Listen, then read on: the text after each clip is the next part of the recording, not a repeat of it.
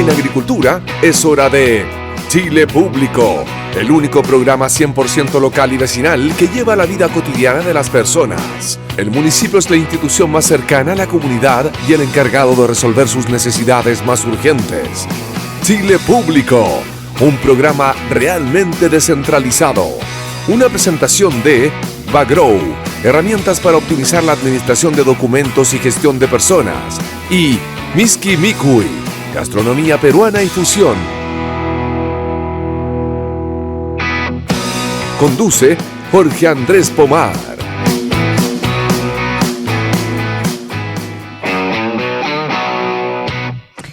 Buenas tardes, soy Natalia Aranguis y hoy reemplazo a Jorge Pomar en el Gran Chile Público. Y nos acompaña Bagrow, herramientas para optimizar la administración de documentos y gestión de personas. Municipios por Chile, noticias realmente descentralizadas. Y síguenos en nuestras redes sociales y el dial Copiapó 101.3, Concepción 88.1, Punta Arenas 98.7.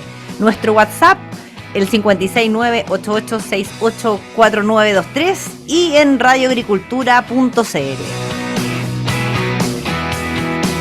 Hoy, como todos los miércoles, estamos con el abogado Gustavo Paulsen de Amarillos por Chile. ¿Cómo estás, Gustavo? Muy bien, Natalia, mucho gusto de estar esta vez contigo. Feliz. El gusto es mío que conversemos durante este rato que nos acompaña Bagrow, herramientas para optimizar la administración de documentos y gestión de personas, que es un software en la nube que permite crear, modificar y administrar la documentación laboral de sus trabajadores, tales como contratos de trabajo, anexos, contratos de comprobantes de vacaciones y todo lo que sea necesario. Bagrow.com. Municipios por Chile, noticias realmente descentralizadas. www.municipiosporchile.cl, el único diario digital de noticias 100% locales y 100% municipales. Descarga la app de Radio Agricultura en Google Play. Gustavo, bueno, la semana pasada la cuenta pública es la noticia de la semana y día del mes en nuestra ruta para este año. Y lo que te quería preguntar un poco, que comentemos si es que va a seguir esta tributaria dependencia, porque al parecer durante este eterno discurso todo depende, digamos, de la reforma tributaria. ¿Es así? Bueno, a lo mejor esta pregunta la podría responder mejor tú que yo, que eres economista, pero sí, la verdad es que siento que se transformó en una especie de cajón desastre, ¿no? De dónde sacar o atribuirle, digamos, a esta reforma tributaria todo aquello que le podría estar eventualmente faltando al país. Y es una forma que creo yo un poquito oblicua, digamos, que tiene el gobierno para tratar de obligar, digamos, a todas las fuerzas políticas para que respalden su reforma tributaria, al condicionar, digamos, su aprobación a una serie de beneficios que supuestamente serían buenos para el país. Y agrega un par que no estaban considerados ni siquiera en la primera propuesta de reforma tributaria, con lo cual nos preguntamos legítimamente si es que efectivamente están bien sacadas las cuentas, ¿no? Porque esto significa lo que está poniendo el presidente como responsabilidad de esta reforma tributaria son cuestiones que realmente cuestan mucha plata, ¿no? La condonación del CAE, yo no he visto, no sé si esa cifra que ha dado la prensa es correcta o no, pero se habla de varios miles de millones de dólares, lo mismo que la deuda de los profesores, la deuda histórica. El CAE, la ministra Vallejo dijo que no iba a ir, digamos, dentro de la reforma tributaria, y dijo que nuestra prioridad hoy en día está en la discusión gruesa y que el CAE se ve después de la reforma tributaria. El ministro Mario Marcel también salió diciendo de que el CAE no estaba dentro de las prioridades de la reforma tributaria, pero ¿crees tú que haberlo nombrado por parte del presidente le dificulta el camino al ministro Mario Marcel? No, desde luego, me alegro en todo caso de esa aclaración, creo que es una aclaración importante. Creo que afortunadamente todo lo que ha pasado en los últimos años en nuestro país nos ha hecho más prudentes a los chilenos, un poquito más responsables.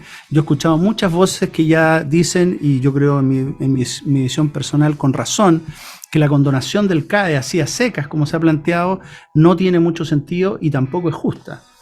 lo cual, digamos, dicho sea de paso, creo que refleja esta madurez de la que estoy hablando, que tiene hoy día esta mayor madurez que tiene hoy día nuestra política. Y creo que sí que lo dificulta, porque cuando tú tienes un interlocutor para negociar algo tan importante como una reforma tributaria, necesitas que ese interlocutor sea serio, necesitas que ese interlocutor te dé confianza respecto de lo que está firmando. Algunos interpretan las declaraciones de Camila Vallejo como una segunda reforma tributaria posterior a esta que hoy día se está llamando a aprobar. Sí, pero primero hay que ver la viabilidad. La primera va a pensar en una segunda. Desde luego, o sea, esa interpretación de los dichos de la ministra secretaria general de Gobierno nos ponen más en la incertidumbre. Yo creo que tanto los actores económicos como la población en general, lo que hoy día le está pidiendo no solamente al gobierno, a toda la clase política, es un poquito más de certidumbre, un poquito más de certeza, ¿no? Un poquito más de seguridad en las decisiones que se están tomando, porque lo que sentimos hoy día, más todavía con las cifras económicas que se han dado a conocer en los últimos días, es más bien inseguridad, es más bien incertidumbre. ¿Y tú ves, por ejemplo, este reordenamiento con principios que ve el oficialismo después de la cuenta pública? ¿Sentiste eso cuando escuchaste al presidente? Bueno, nuestro presidente se ha caracterizado por dar versiones distintas, digamos, sobre distintos temas respecto de las opiniones que él mismo ha manifestado.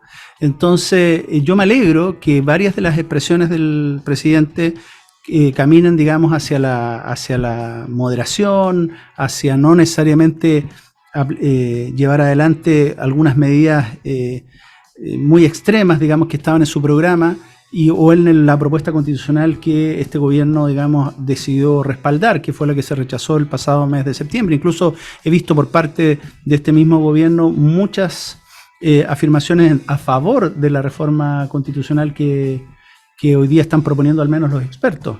Así que yo creo que le reconozco el beneficio de la duda al presidente y estoy dispuesto, digamos, a esperar que efectivamente haya un trato más lógico, más coherente, más moderado de los asuntos públicos.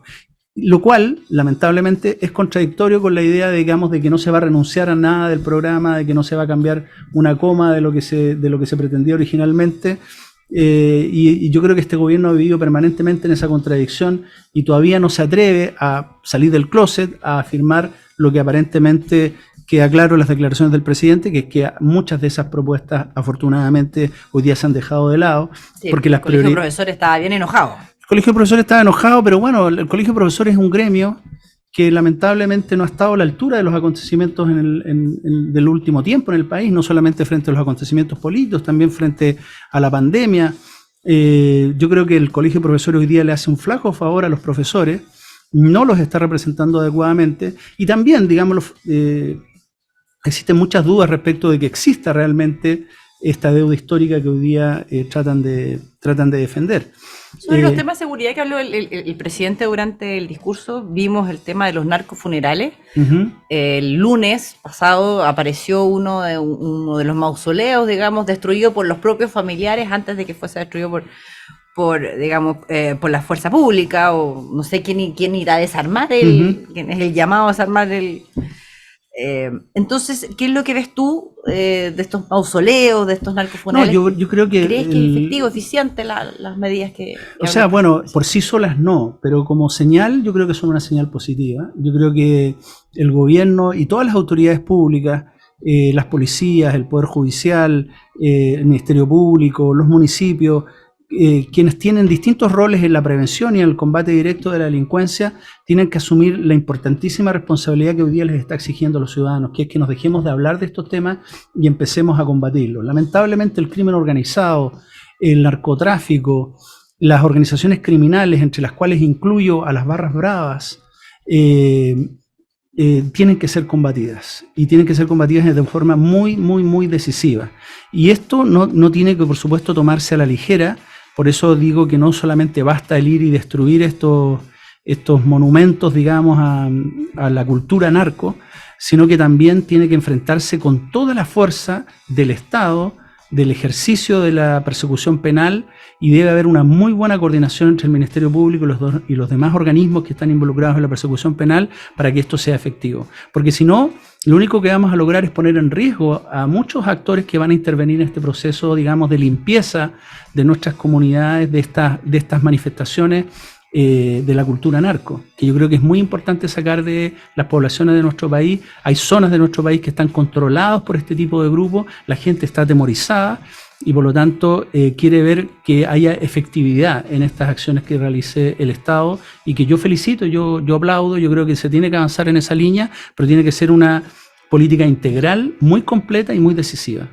Esperemos que sea eficiente y eficaz. Así lo esperamos. Hablando nombraste todo el Poder Judicial, que estuvo el fin de semana pasado, pero muy, muy en la palestra. El sábado vimos un estudio que sacó la FEN de la Universidad de Chile, donde los autores Díaz y varios autores más pusieron número al tema de las ISAPRES.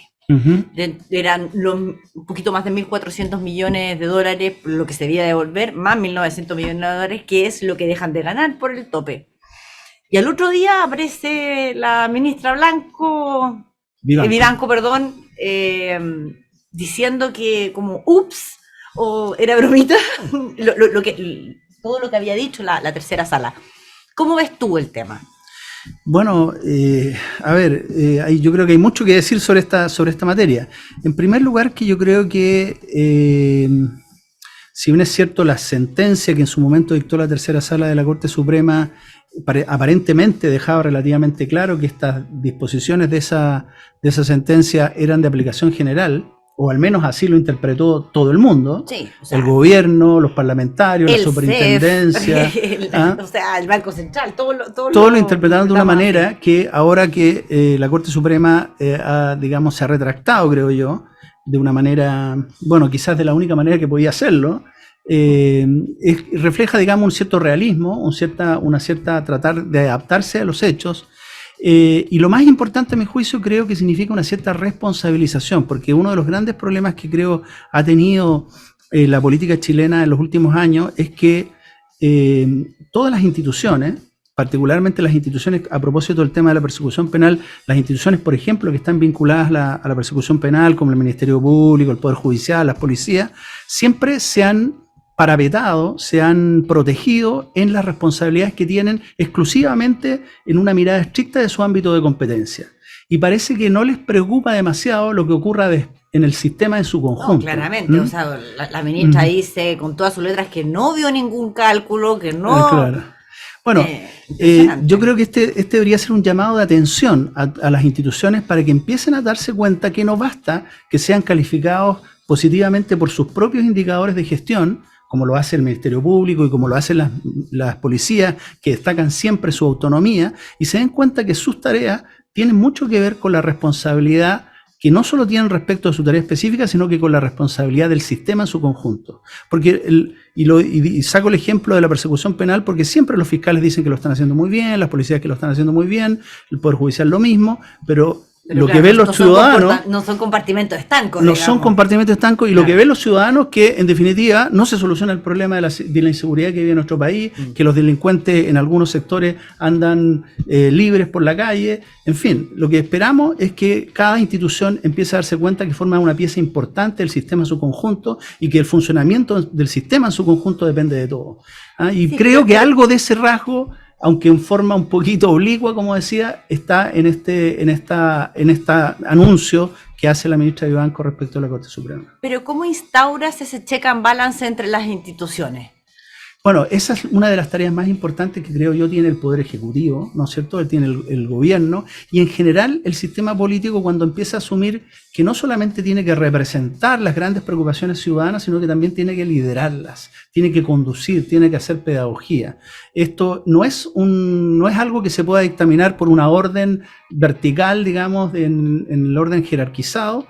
La principal responsabilidad siempre es del Poder Ejecutivo, del gobierno, pero esto es una responsabilidad de todo el sistema político. Pero, por ejemplo, mira, en la institucionalidad macrofinanciera tenemos al gobierno, y hay una institucionalidad que fue hecha para que se coordinara entre todos, que es el CEF, que es el Consejo de Estabilidad Financiera, donde tiene que ir la Superintendencia de Pensiones, el Ministerio de Hacienda, el Banco Central, la CMF, y al final es la forma mediante la regulación, y que ellos tienen que ir regulando. El que regula una cosa necesita el el visto bueno, digamos, de la contraparte. ¿No hay una forma de hacerlo así? Bueno, hay instituciones que se dedican a buscar estas coordinaciones, al menos en la planificación estratégica, ¿no? En materia de seguridad pública existe el Consejo Nacional de Seguridad Pública, que lo que hace es fijar una estrategia y posteriormente debería ser el encargado de controlar que esa estrategia está efectivamente cumpliéndose. No sé si se hace bien eso o no sé ni siquiera si se hace.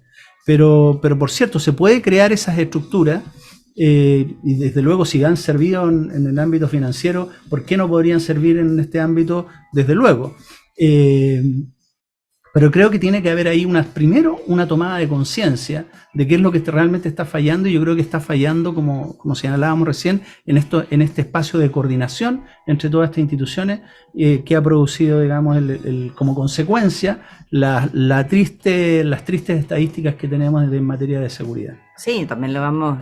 Cuando incendian una escuela rural en la Araucanía, sí. Dejaron pancartas lucidas a la causa mapuche, ahí sí que tenemos problemas de falta, digamos, de coordinación entre todos. Exacto, y que también significa que nos tiramos la pelota entre unos y otros, o sea que implícitamente las policías le echan la culpa al Poder Judicial o al Ministerio Público cuando una persona sale libre después de haber cometido un delito, o al revés, lo mismo hace el Ministerio Público o el Poder Judicial.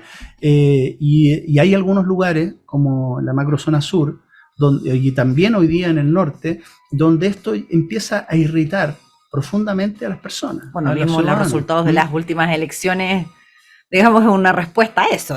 Yo creo que sí, creo que efectivamente hoy día la molestia que se manifiesta en las últimas elecciones es un llamado de atención al gobierno, desde luego, pero no solamente al gobierno. Yo creo que es un llamado de atención a toda la clase política, que yo creo que muchos sentimos que no está a la altura de los problemas que tiene nuestro país. Ciertamente. Oye, un gusto conversar contigo, igualmente, Gustavo. Natalia, muchas gracias por venir al programa. Nos despedimos con Bagru, herramientas para optimizar la administración de documentos y gestión de personas. Municipios por Chile, noticias realmente descentralizadas. Descarga nuestra app de Radio Agricultura y, bueno, que tengan una buena noche. Muchas gracias por todo. Gracias, Lucho. En Agricultura es Chile Público, un programa realmente descentralizado con Jorge Andrés Pomar.